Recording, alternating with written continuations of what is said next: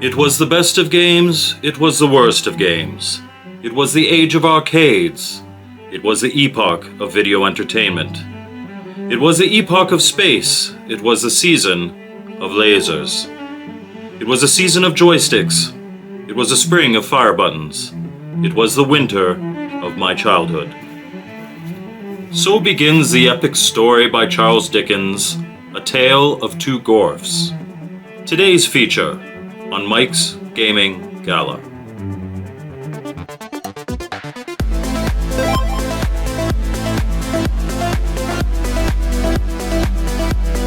Welcome to Mike's Gaming Gala. I'm Mike, and this week we have a special episode where we're going to look at not only one, but two homebrew versions of the popular 80s arcade game, GORF.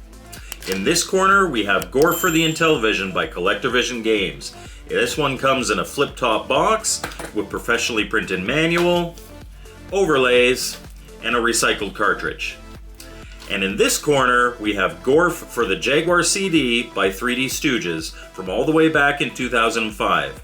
This one comes in a DVD case with a disc, and that's it.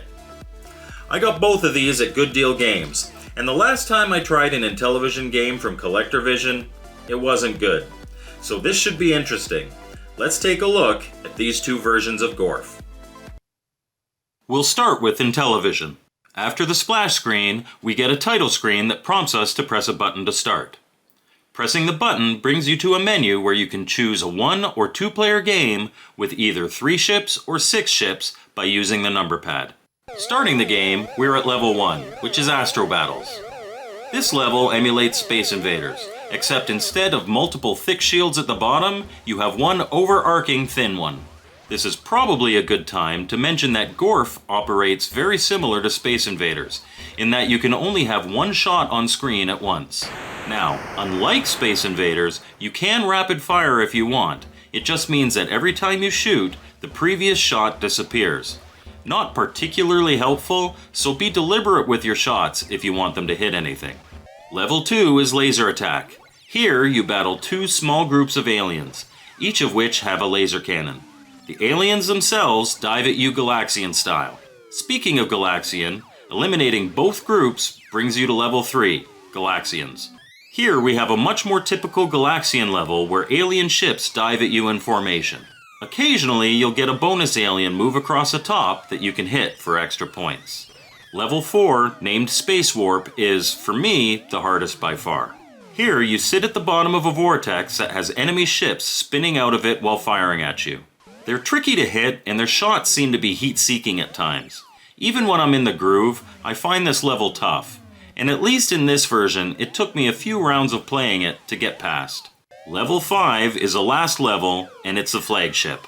Here, you have to destroy the red center of the ship by shooting through both the shield and the hull. While you're trying to do this, it's of course shooting fireballs at you while it flies back and forth across the top of the screen, moving down towards you. Destroying it gives a nice explosion effect and gives you a promotion screen before looping back to level 1 to keep playing and increase your score. It should be noted too that this version of GORF does make use of the IntelliVoice. It's just a standard built-in voice, but it's a nice touch to have if you have one. Okay, now let's take a look at the Jaguar CD version. Once again, we have our splash screen. But you'll see here that they make use of the Jaguar's graphical capabilities by not only having 3D elements and effects, but full screen artwork. Then we're sent to a pretty faithful arcade title screen. Pressing the option button on your controller gives you a bunch of gameplay options.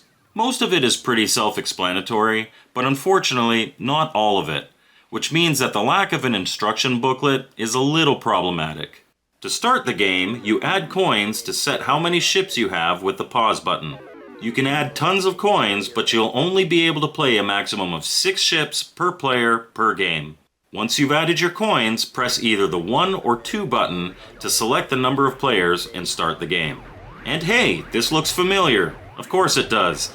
This is still GORF with its 5 levels, but here with the higher resolution available, we have a much more arcade-accurate version of the game.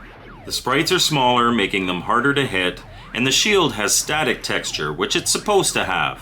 In fairness though, I never really liked the static effect. In level 2, we see again smaller and more detailed sprites, as well as a starfield background that's really nice. Level 3, same deal. Although here's where I'll point out that this version of GORF is way harder than the Intellivision version. I mean, GORF is a challenging game, but the smaller sprites make it more difficult, and the added processing power of the Jaguar enables the Galaxians to dive at you en masse, making it pretty relentless. Level 4, we have the Space Warp, and the graphics here should be commended. I love how this looks, even if I still find it the most frustrating level of the game. Last but not least, we have the flagship, which looks much more like the arcade version, including the minuscule hole in the hull that allows you to kill it with one shot. But good luck there unless you're Luke Skywalker. And that's GORF for both the Intellivision and the Jaguar CD. So what did I think of them? Well, let's go through the list. Graphically and from an audio standpoint, it's no contest. The Jaguar version makes use of its more powerful hardware to deliver in both categories and give a much more arcade-accurate experience. That's not to say that the Intellivision version looks bad, just that there's no way it could possibly compete with the hardware that came out 16 years after it.